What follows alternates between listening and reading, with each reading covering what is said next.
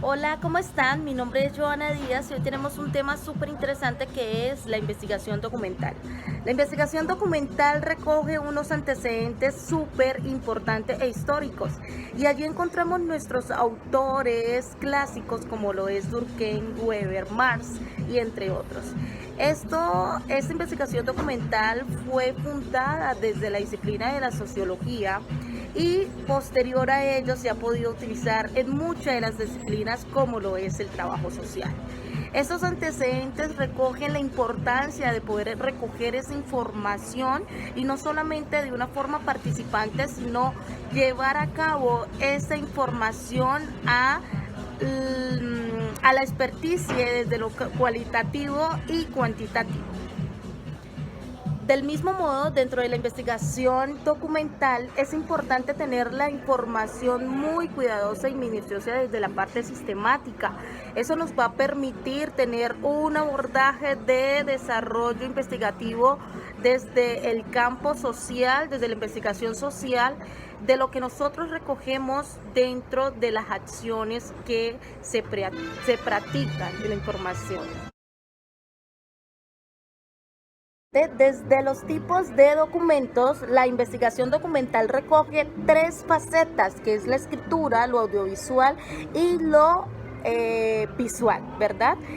Dentro de esas tres facetas tenemos una parte muy crítica donde está la escritura.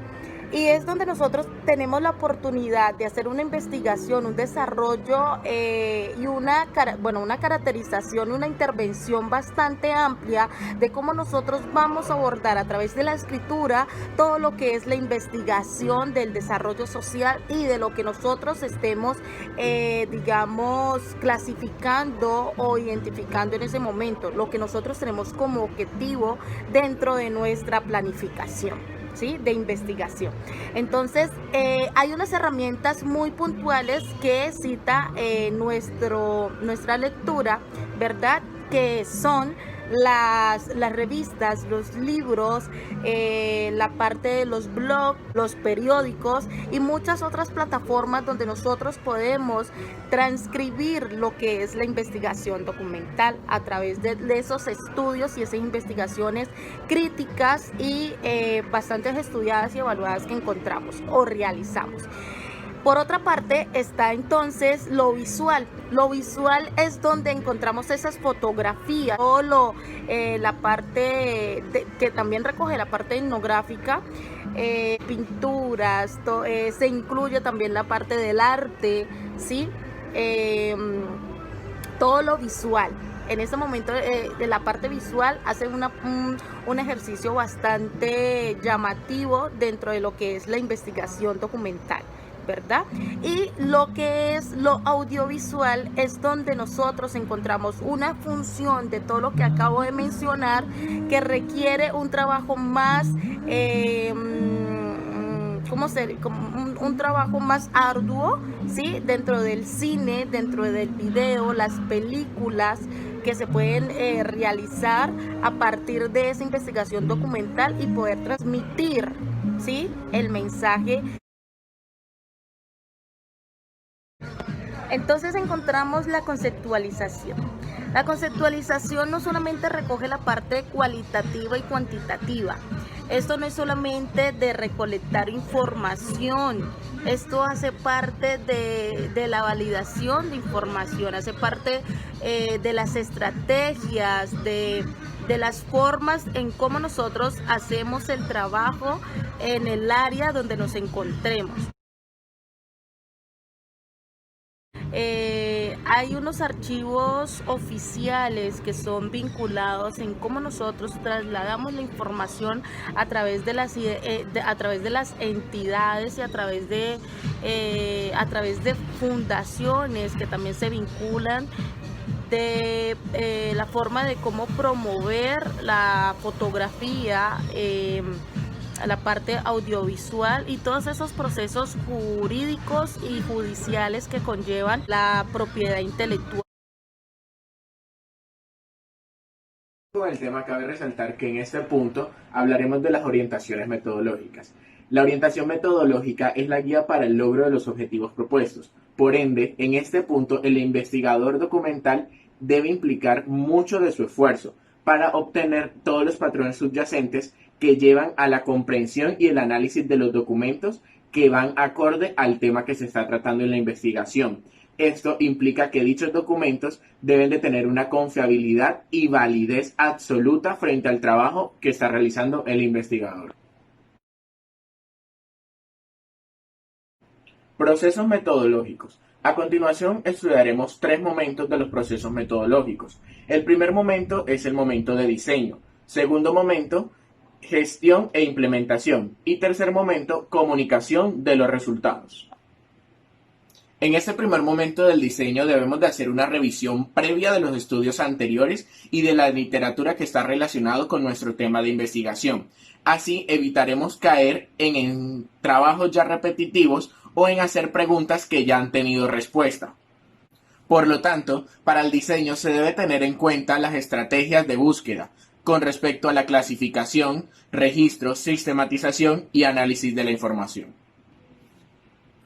Gestión e implementación. Para este segundo momento, la investigación se enfoca en la búsqueda y selección de información, lo cual requiere de un rastreo, inventario y muestreo de los documentos disponibles y existentes. Es importante definir cuál de las fuentes va a ser utilizada para la investigación. Pueden ser cartas, documentos privados o públicos, periódicos, fotografías, etc. Esta decisión debe ser de acuerdo al tema que se esté investigando. Del mismo modo, es importante, si es necesario, hacer muestreo de los documentos o revisarlos absolutamente todos. Este punto es crucial y depende del tiempo y recurso. También es importante destacar que existen otros métodos de localización y consultas para las investigaciones, que pueden ser bibliotecas, centros de documentación y hemerotecas. Las hemerotecas son edificios que cuentan con una clasificación de revistas y artículos de periódicos que están allí disponibles para las consultas o estudios. El investigador se enfrenta a un alto volumen de información. Por eso se sugiere que para hacer el análisis y la clasificación de los documentos se cuente con un sistema de registro fácil y claro.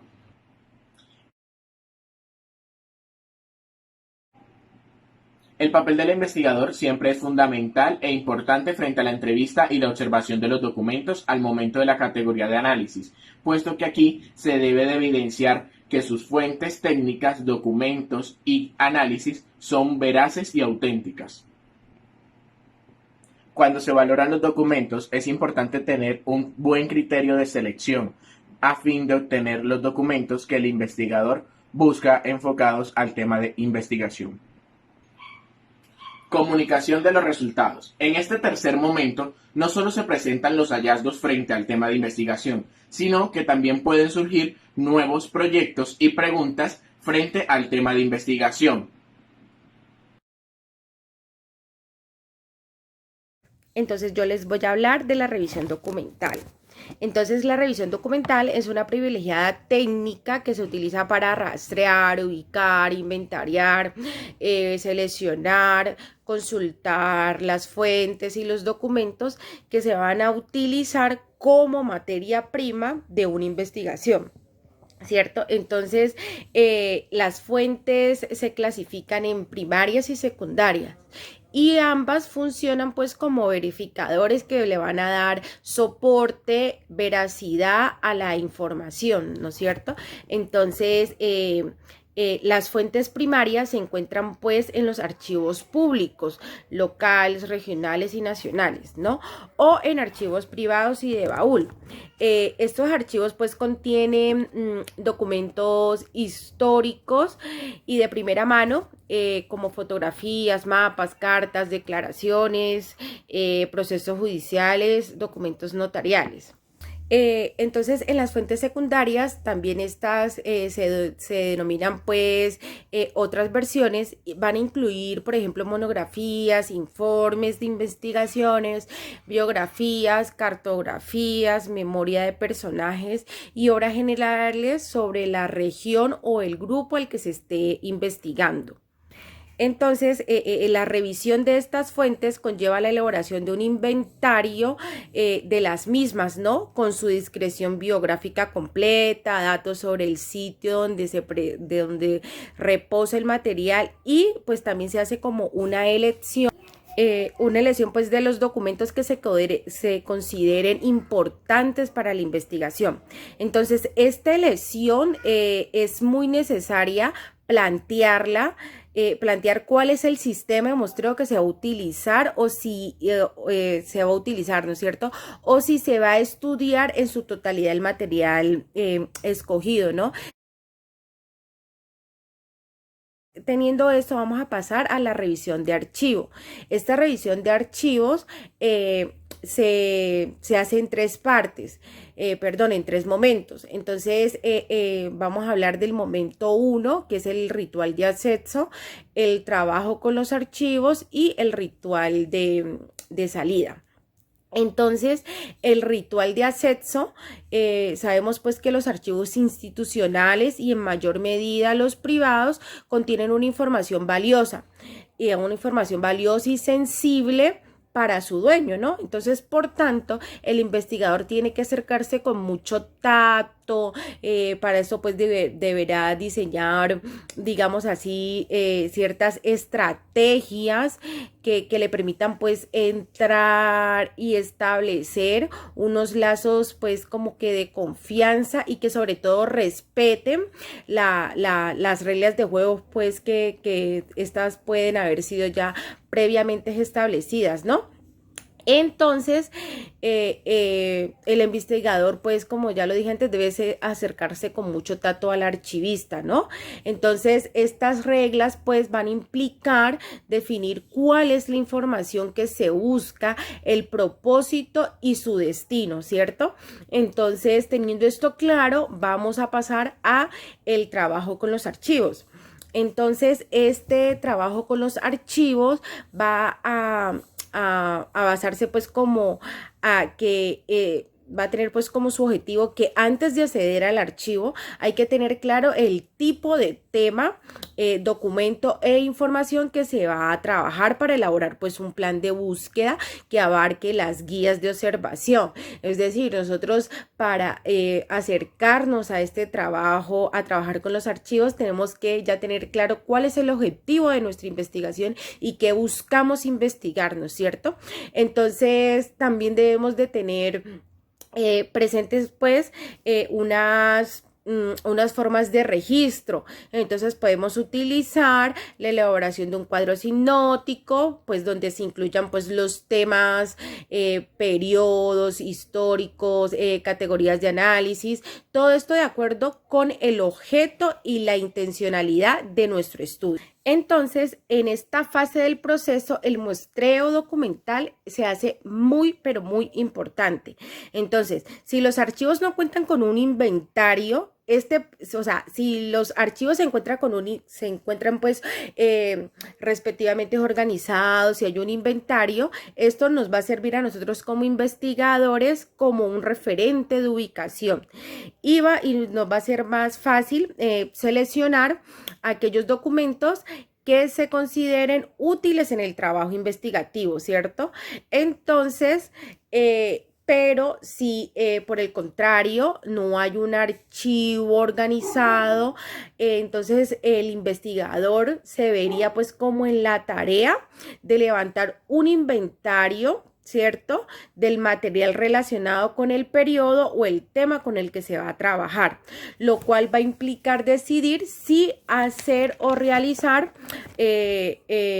la necesidad pues de hacer un muestreo documental.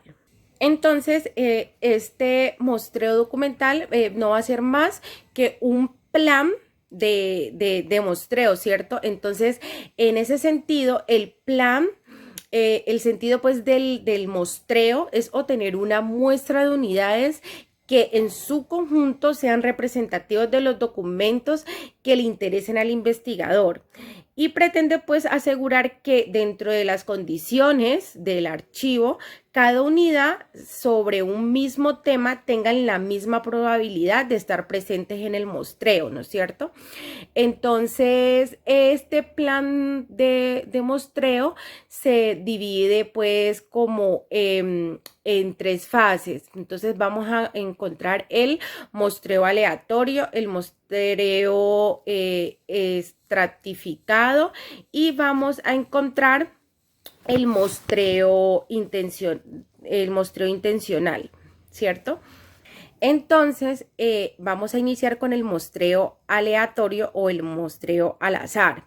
Entonces, este muestreo al azar, con un listado pues previo de documentos enumerados pues debidamente, se va a usar pues como una bolsita que dentro tenga unas bolitas, ¿cierto? O una tabla de números aleatorios, o cualquier otro medio que nos permita adjudicar en iguales probabilidades a cada documento, ¿cierto? Entonces es como cuando uno va a estar en un grupo en una comunidad, ¿cierto?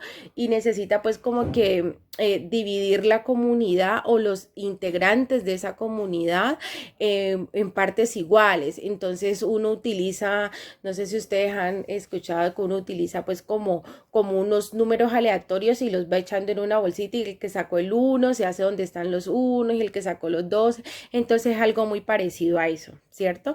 Entonces vamos a hablar del muestreo estratificado. Entonces cada unidad de muestreo pertenece pues a un estrato. En el caso de los archivos institucionales, los estratos pues vendrían a ser como las cartas, las cuentas de cobro, los programas adelantados por la institución, los proyectos, los planes de estudios, todo esto. Y en el caso de los archivos de periódicos, entonces aquí vamos a hablar pues que es posible estratificar. Entonces aquí se van a estratificar, por ejemplo, las páginas, las columnas, fechas de circulación, pero todo esto siempre teniendo presente los objetivos de la investigación. Y por último, pues vamos a encontrar el muestreo intencional. Entonces, con criterios previamente pues establecidos y que el investigador debe pues explicar en su informe metodológico, se van a seleccionar los documentos que se consideren indispensables para el análisis de la investigación que estamos realizando, ¿no? Entonces, para esto no existe pues una regla preestablecida para definir el tamaño de la muestra o la cantidad de los documentos pues que se van a analizar, sino más bien todas las unidades si ejemplo nosotros llegamos a un lugar y encontramos que todas las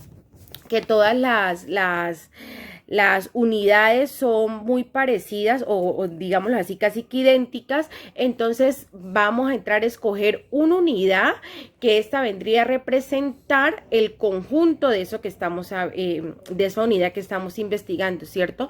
Pero un ejemplo, si por el contrario las unidades son diferenciadas, entonces pues la muestra va a tener que ser un poco más amplia. Entonces, para finalizar pues con este trabajo, en el trabajo pues con archivos,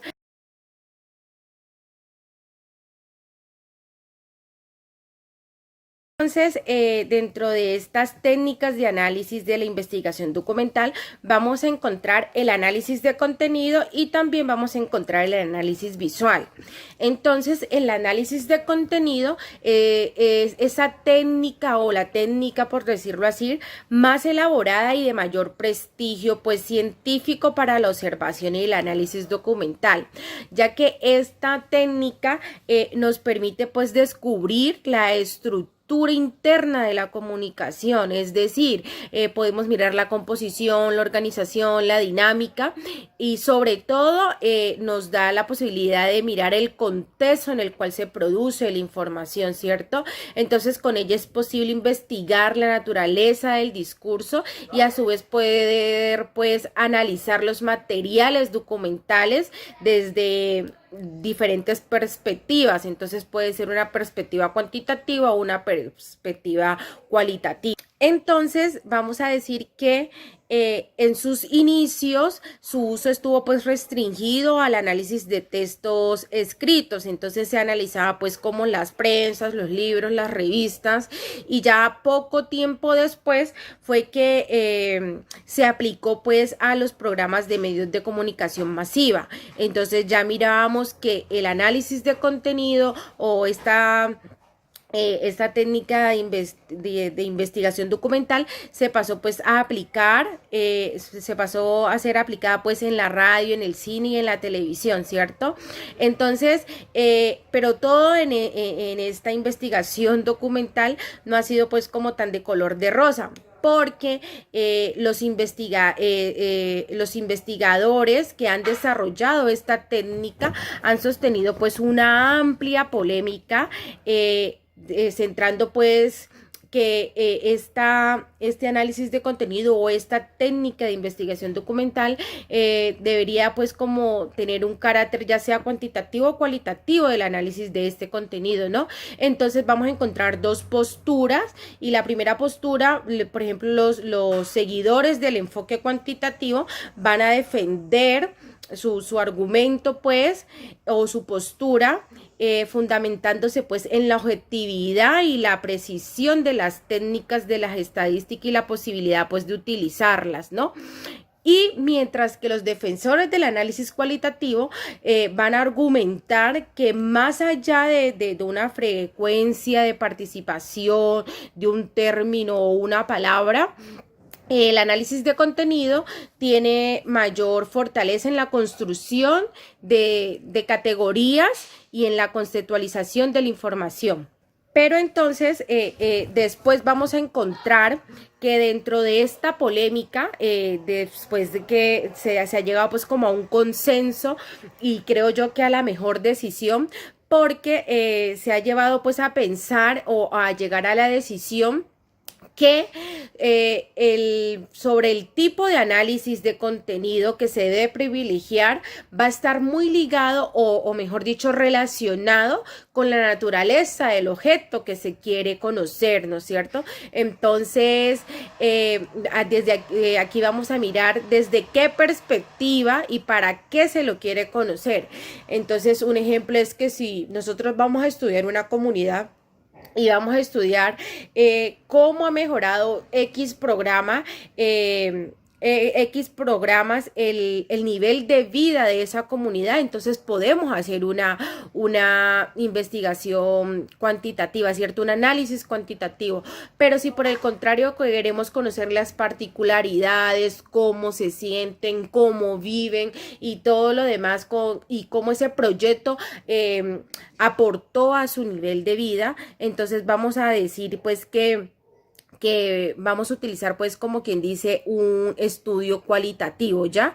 Entonces todo va a depender del tipo de investigación que la persona quiera hacer, le va a llevar pues a elegir ya sea un análisis de contenido cuantitativo o cualitativo. Entonces, esta investigación documental también tiene pues como unos antecedentes históricos, ¿no? Entonces, estos antecedentes históricos se van a desarrollar pues como en 3 fases, ¿cierto?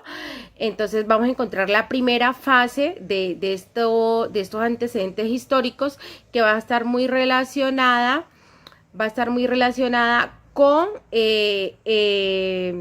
en la Escuela del Periodismo de la Universidad de Columbia, ¿cierto? En la década de los 20 se encontraron pues, o mejor dicho, se reunieron algunos estudiosos con el fin de impulsar la técnica, ¿cierto? Entonces, digamos que su primera aparición pues fue como por allá en los 20, y pues se dedicaron a realizar una especie de inventario de los medios de comunicación social, y de esta manera pues hacer un estudio sobre estereotipos sociales. Esa fue como la primera fase de los antecedentes, dentro de los antecedentes históricos de la investigación documental.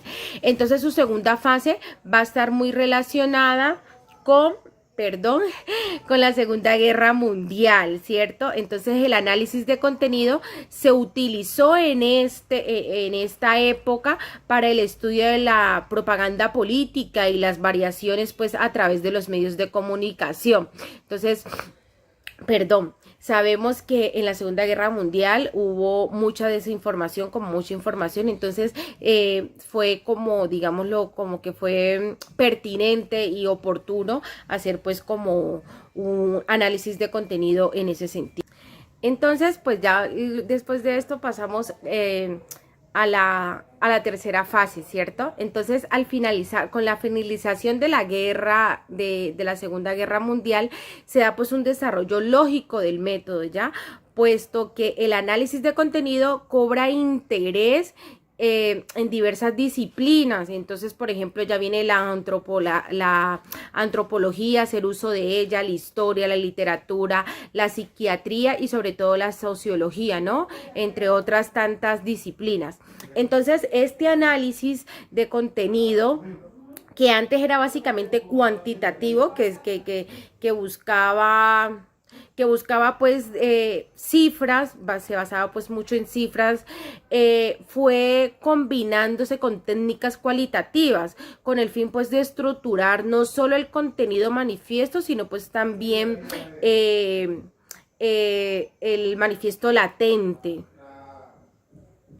Entonces, pues, ya terminada esta tercera fase, pasamos pues como a la cuarta fase, que ya viene pues con la introducción de la informática, ¿cierto? Entonces, sabemos que la informática pues nos ha facilitado de manera considerable la tarea y ha generalizado pues el uso del análisis de contenido. Pues sabemos que en esta era de la digitalización, no sé si mencioné bien la palabra, el uso de la informática y de las redes sociales, de la computadora y todo lo demás ha sido pues esencial para el análisis de contenido, ¿cierto? Entonces vamos a pasar a la conceptualización.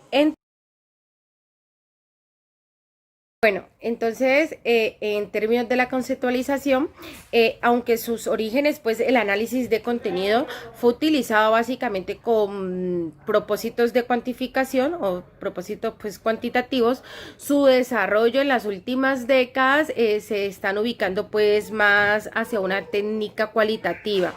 Entonces, encontramos tres grandes definiciones dadas por tres grandes pensadores y escritores, y dice el primero, que es Berenson, dice que es una técnica de investigación para la descripción objetiva, sistemática y cualitativa del contenido manifiesto, ¿cierto? De las comunicaciones con el fin pues de interpretarlas. Entonces vamos a encontrar que Kerlinger, sí, lo define pues ya como un método para analizar y estudiar pues las comunicaciones de una manera también sistemática, objetiva y cuantitativa, ¿cierto? Entonces, que permite pues medir las variables y estimar la significación o frecuencia relativa de fenómenos pues de la comunicación como propaganda en las tendencias de estilos. Y por último, encontramos que Krippendorf, perdón, es que el nombrecito me olvida, dice que es una técnica de investigación que está destinada pues a formular a partir de ciertos datos, ¿ciertos? Entonces, inferencias reproducibles y válidas que pueden pues aplicarse en un contexto. Entonces, este concepto, este analista lo sitúa pues en una posición concreta. Entonces, él debe de tener en cuenta los datos tal como se le comunican, ¿cierto? Y el contexto de los mismos. Entonces, si podemos ver, entre Berenson y Kerlinger, Kerlinger hay una, si bien es cierto, tienen cierta concordancia, pues, si están de acuerdo con algo en que las técnicas de investigación de análisis documental es una descripción objetiva y sistemática, pero difiere pues el uno que es más cualitativa y el otro que es más cuantitativa, mientras que para Krippendorff dice que es una técnica que permite y que debe de situar al analista dando cuenta de que los datos no deben de ser modificables, ¿cierto? Ni alterables, sino es que se deben de presentar tal y cual como se están presentando y cómo se están comunicando, y este tiene más en cuenta pues como el contexto. Entonces, mientras que yo leía, personalmente me iba más con este Krippendorff. Bueno, entonces, este análisis de contenido tiene un proceso metodológico propuesto y planteado por Navarro, ¿cierto? Entonces, Navarro nos dice que el primer paso a desarrollar, pues, dentro del proceso es precisar el objetivo y medios para lograrlo, ¿no es cierto? Entonces, lo primero que tenemos que precisar es cuál es el objetivo de nuestra investigación y qué medios vamos a utilizar para alcanzar ese objetivo, ¿cierto? Una vez ya tengamos todo esto claro, vamos a pasar a la definición del objeto de estudio, ¿cierto?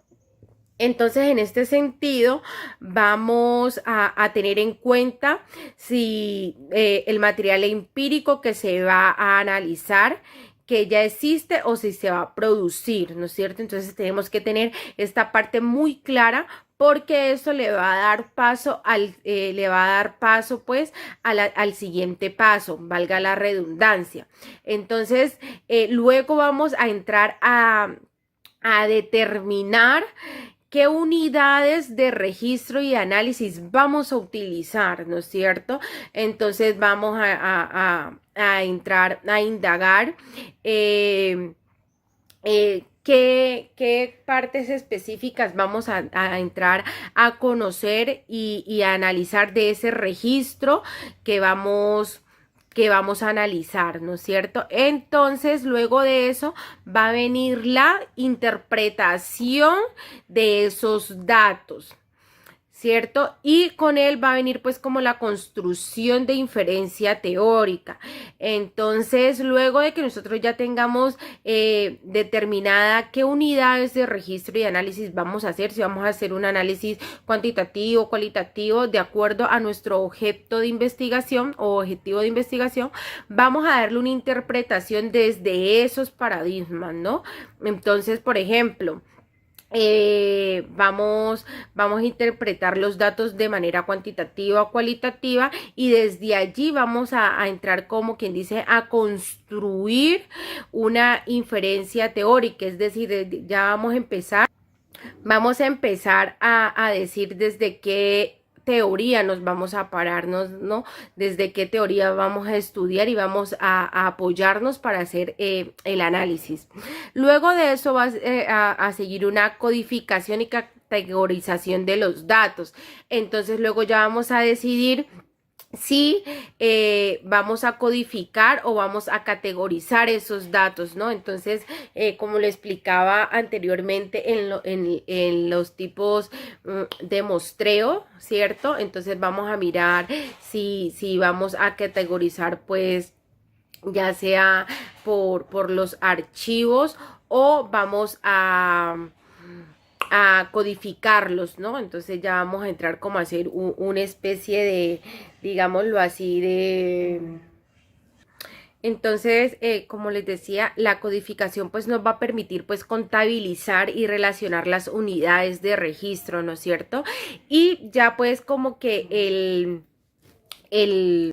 con el contenido pues con el contenido pues ya codificado, vamos a pasar pues como a la categorización, que esta pues consiste pues en clasificar pues las unidades de registro ya codificadas anteriormente e interpretadas, ¿cierto?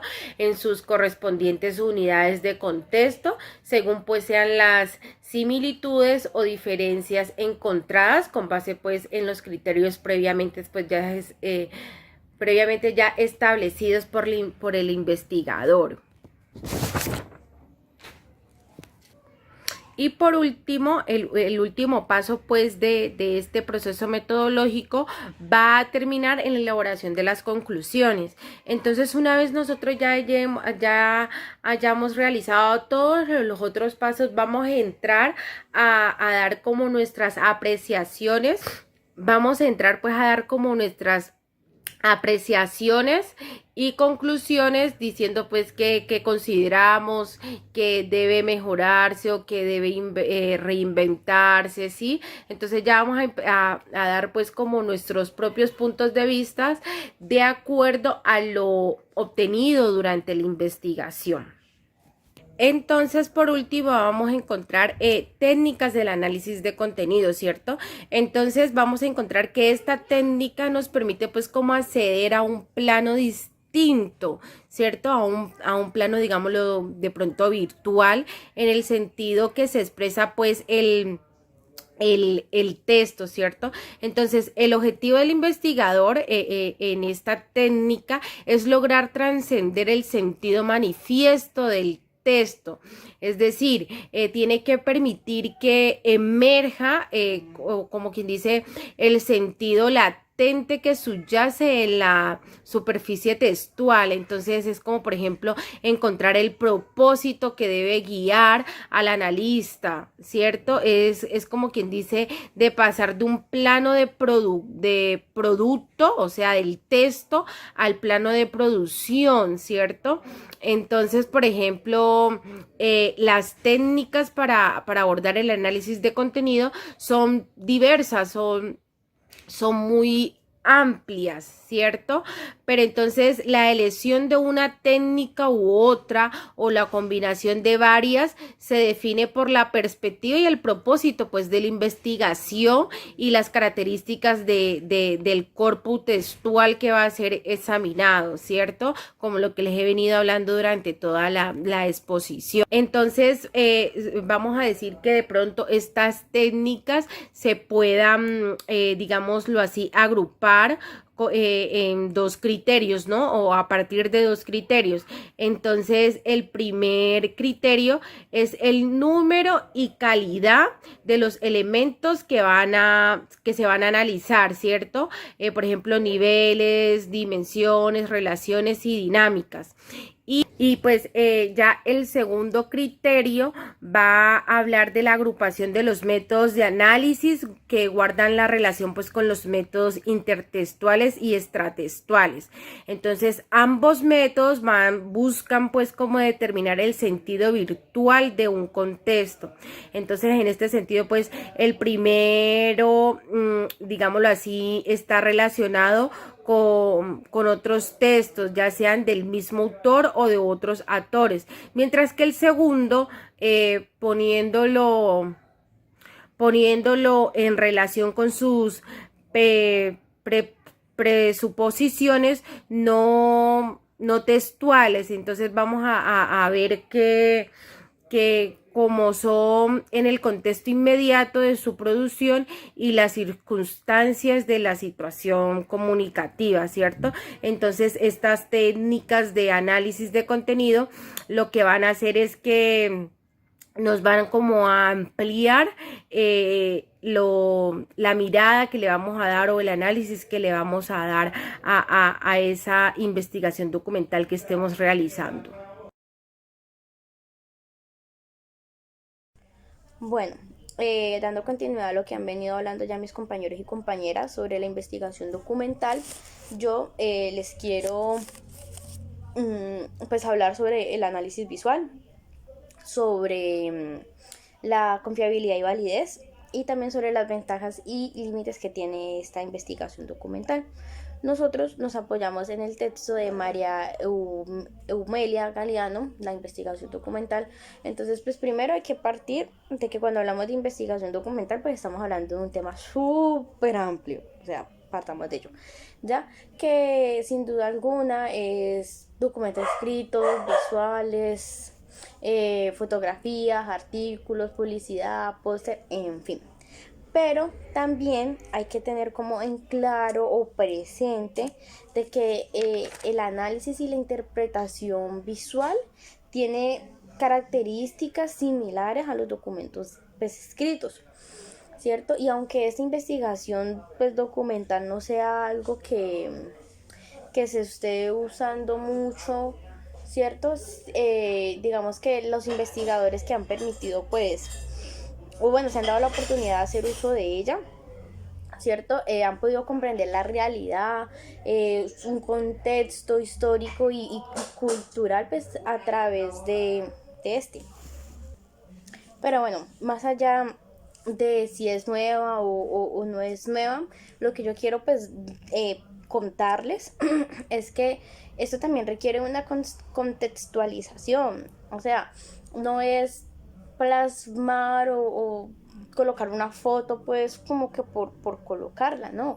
De hecho, para hacer este tipo de investigación documental hay que ir a o sea, toca un trasfondo, o sea, es pensarnos no tanto, preguntarnos, bueno, ¿qué significa esa foto? ¿Qué se estaba viviendo en ese momento? ¿Por qué se capturó ese momento? ¿Por qué eso significa tanto para los actores que yo estoy estudiando, ya, o la problemática que estoy abordando, porque eso es tan significativo e importante? Entonces, digamos que acá se utilizaría como una técnica de triangulación, ¿cierto? Donde pues permita como unir fuentes, actores, para poder como desglosar, indagar pues más allá. Y a su vez también toca andar como en dos dimensiones, o sea, en el presente y en el pasado. Bueno, pasado y presente, sí. Entonces, y esto prácticamente es como una analogía, ¿cierto? Porque el investigador tiene que estar inicialmente o sea, concentrado en su realidad, en lo que él está estudiando, ya, pero a su vez para poder comprender que lo que está estudiando pues tiene que devolverse al pasado. Entonces yo creo que pues un ejemplo que de pronto les puedo dar para que me entiendan o darme a entender, no sé si todos se vieron el primer capítulo de Matarife. O sea, de verdad yo no encontré mejor ejemplo que ese. Porque si vemos en el primer capítulo, bueno, como lo vi yo, no sé, el actor principal, que es Daniel Mendoza, él hace de hecho una investigación documental, ¿cierto? Reuniendo fotografías, documentos, intercruzándolo, bueno, no sé cómo diga. Pero el punto es de que toda esa información estaba conectada, de toda esa información, de esas fotografías que se vieron en el primer capítulo de la serie, había una historia, había un contenido, había algo que simboliza algo. Sí me hago entender. Entonces digamos que para este tipo de análisis es fundamental tener una contextualización de eso que se está estudiando, de eso que se está abordando, ¿ya? O sea, de eso que representa para los actores con los cuales yo me estoy relacionando. Y bueno, ya después les iré hablando también pues de a qué se refiere pues digamos con ese tipo de relación de actores, pero eso se los iré contando más adelante. Pero pues también en este análisis es fundamental tener una alta sensibilidad, o sea, de volver a ir al más allá, acá, allá, al más allá, ¿cierto? Entonces eso pues sí me parece pues fundamental tenerlo claro, de que uno hay que tener unos conocimientos previos, ya no todo está, o sea, no todo darlo por sentado, yo creo que es la palabra que estoy buscando, ya de que si esa fotografía está ahí, o bueno, como yo estoy haciendo la investigación documental, pues sin duda alguna me está significando algo, me está hablando, me está representando algo.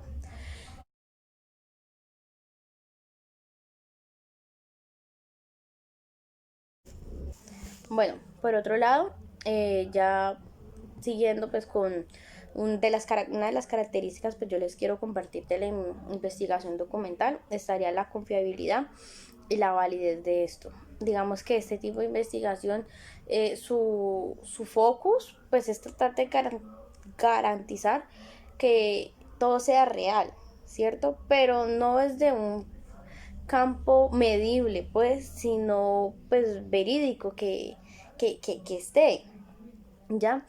O sea, más que todo como de esa parte simbólica, ¿cierto?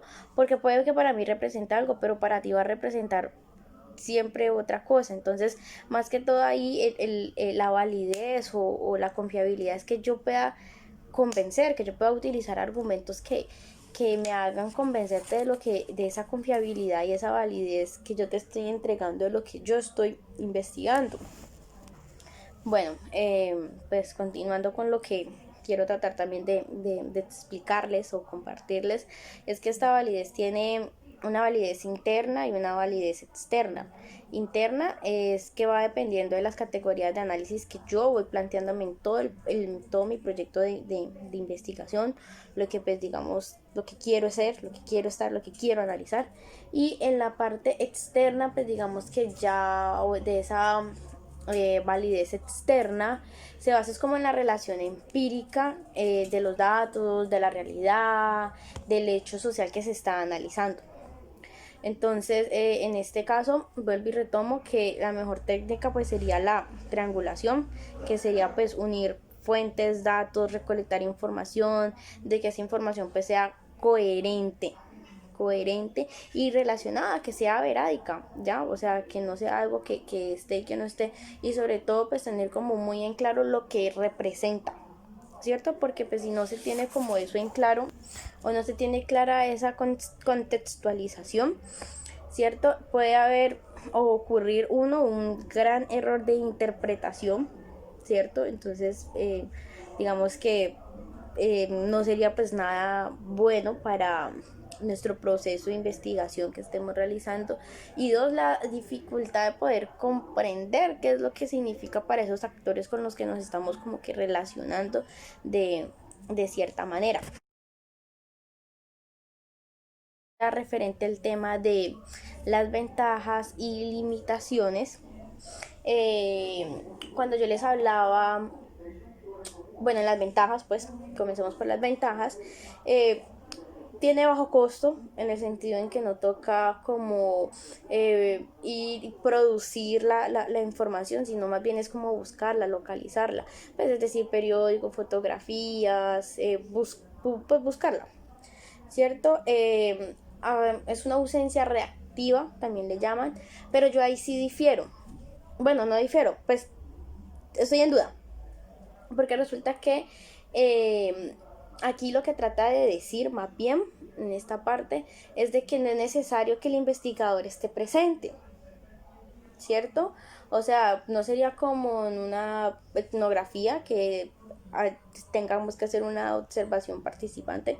No, o sea, en la investigación documental no es necesario, pero considero pues a nivel personal que sí debería pues capturar, digamos que el investigador esos momentos. Yo creo que eso también le daría como un porcentaje, pero bueno, es mi opinión, no, eso pues no. También otra ventaja que tiene es la exclusividad, ¿cierto? Digamos que y el poder recolectar tanta información, ¿cierto? Pues eso lo hace exclusivo, lo hace particular, única, y algo que nos va a acceder pues tan fácilmente pues a alguna persona u otra persona, ¿cierto? Y lo otro es que tiene una historicidad, creo que se pronuncia así. Pues toda la información va a quedar recopilada en una sola, va a quedar guardada, todo va a estar ahí. Como limitaciones estaría ya selectividad de producción o de riesgo. O sea, era lo que yo he dicho pues anteriormente, y no sé si de pronto he sido o no he sido clara pues en ese punto, ¿no? En poder comprender lo que estoy haciendo, ese contexto, porque sería como tanta la información, pues, que a la final saber qué dejo, qué no dejo, que si esto es indispensable o no es indispensable, puede que me quite o no me quite. Entonces digamos que eso es una limitación, porque vas a estar como en esto, ¿cierto?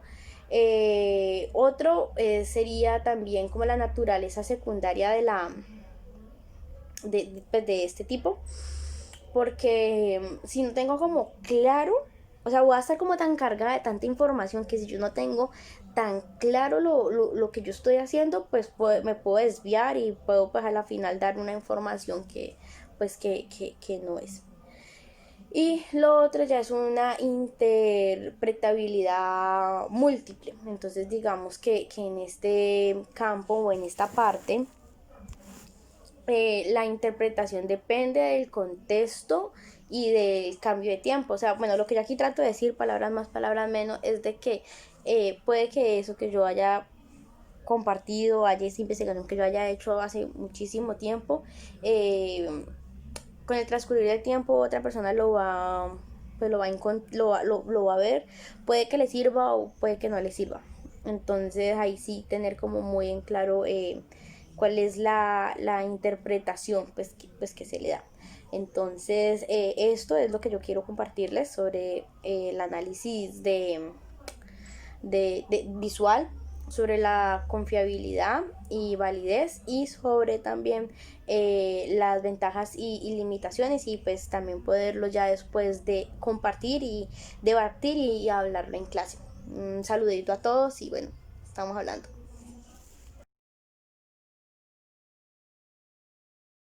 Es importante tener en claro que la investigación documental puede ser aplicada de manera muy amplia, ya que varias profesiones la utilizan, incluso algunas deciden utilizarlo como elemento principal o de apoyo. La investigación documental tiene varias formas en las que puede ser plasmada. Entre esas está la primera, que es la fotografía, la cual nos puede ayudar a plasmar o evidenciar ciertas cosas que muchas veces no son dichas. Este ejemplo me parece bastante pertinente porque es a raíz de un video que me vi hace varios meses y creo que nos puede ayudar a todos como a clarificar esta temática. Les voy a mostrar una fotografía que fue realizada por el señor Juan Pablo Gaviria, y se trata de un viaje que hizo este periodista al departamento del Chocó. Él allí va con el propósito de regalar algo muy simple, pero que él sentía que debía regalar, y era unas colombinas a varios niños. Dentro de su jornada, él decide hacer un registro fotográfico, y después ya de un mes, el que él regresa de su jornada, en el que estaba descargando las imágenes, se da cuenta de algo que no había percibido hasta ese entonces, y es la importancia simbólica que logró tener esa colombina a una de las niñas que fotografió. En el collage que les voy a mostrar, ustedes van a poder evidenciar la diferencia que hay en la expresión y en el gesto que está realizando la niña, en la de antes de recibir el dulce y después de que ya lo ha probado.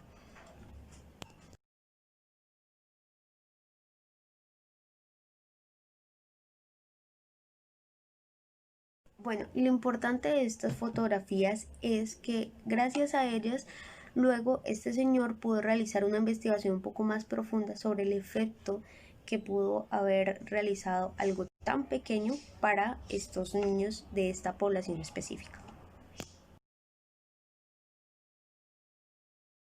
Yo ahorita les hablé que la investigación documental es un tema muy amplio cuando se refiere a ser utilizada en diferentes profesiones. En este caso les voy a hablar una específica que es utilizada en los científicos. Y ustedes dirán, ¿por qué de los científicos? Pues les voy a hablar sobre un tema bastante sonado, y es el COVID-19. Podemos ejemplificarlo de esta manera. Para los científicos poder abordar el tema del COVID han tenido que hacer diferentes investigaciones, antecedentes, de dónde surgió, por qué pudo producirse, a qué otras enfermedades puede parecerse, qué medicinas han tenido que usar o que posiblemente les puedan servir. Y esto ha tenido que ser abordado desde una investigación documental. Claramente, pues desde este ejemplo va a tener que ser abordada de una manera un poco más rigurosa, porque se trata también como de escudriñar y mirar qué datos ya existentes nos pueden servir para nosotros poder generar un nuevo conocimiento. Como punto final tenemos el estado del arte. El estado del arte se trata de juntar varias investigaciones y a raíz de esa identificar qué punto hace falta para generar nuevo conocimiento. Bueno, pues se trata de explorar los enfoques, metodologías y autores ya existentes referentes a un tema específico para así yo poder identificar qué de ese tema hace falta por investigar. ¿Con qué propósito se hace esto? Pues con el propósito de yo generar un conocimiento que sea novedoso y a la vez actual frente al tema específico. El estado del arte necesita ser abordado desde investigaciones que tengan un reconocimiento por medio de revistas, de investigaciones académicas, que den un posicionamiento importante a esa investigación nueva que yo voy a realizar.